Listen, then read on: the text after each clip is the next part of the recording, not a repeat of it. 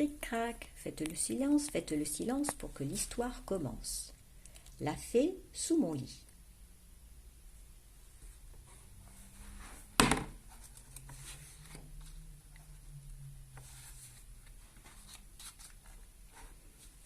Le soir, avant que les rêves ne m'emportent, j'aime bavarder avec la fée sous mon lit.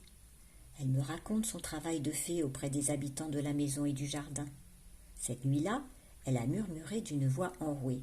« Oh, je suis enrhumée. Pourrais-tu me remplacer demain ?» J'ai accepté, bien sûr. Quel honneur d'aider une fée. Alors, au petit matin, l'ombre qui veille sur les trésors de mon placard est venue me trouver timidement. « J'ai perdu ma cape de brume !» Il fallait que je sois aussi serviable que la fée. Alors, j'ai déniché une autre cape enchantée.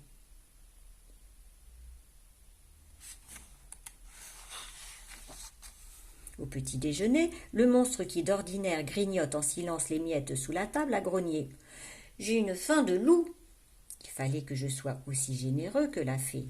Alors, j'ai partagé mon repas.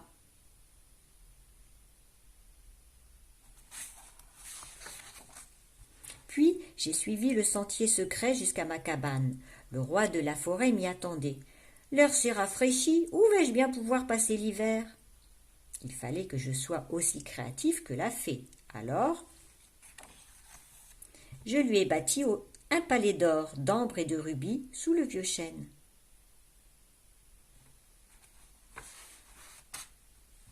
Soudain, la sirène du bassin m'a appelé.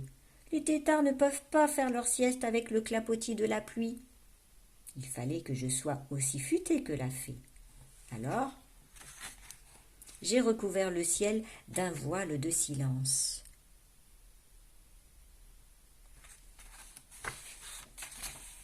Au goûter, bien au chaud près de la cheminée, j'ai écouté la nouvelle histoire de la licorne.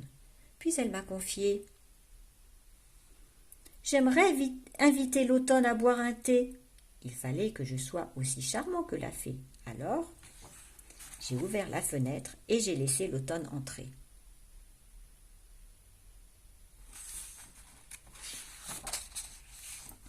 En allant chercher un livre dans le bureau de maman, j'ai surpris les pirates en plein préparatif. « Sapristi, mais comment atteindre cette île aux merveilles ? Nous n'avons pas de frégate !»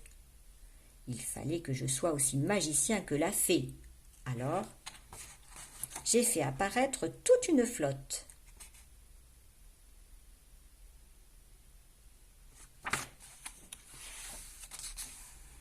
J'allais mettre la table pour le dîner quand le fantôme de la bouilloire a crachouillé. « J'ai quelque chose dans le gosier qui me chatouille et me gratouille. » Il fallait que je sois aussi attentionné que la fée. Alors, j'ai fait déguerpir le petit chat blotti au fond de sa gorge.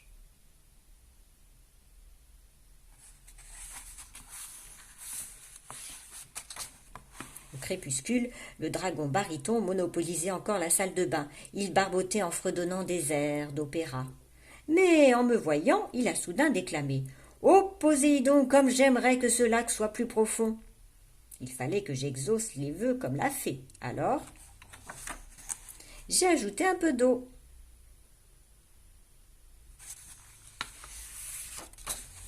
Beaucoup trop. Sapristi, il est urgent que ce dragon ait sa propre salle de bain, s'est exclamé maman. En attendant, il va falloir écoper tout ça, a déclaré papa. On va vous aider.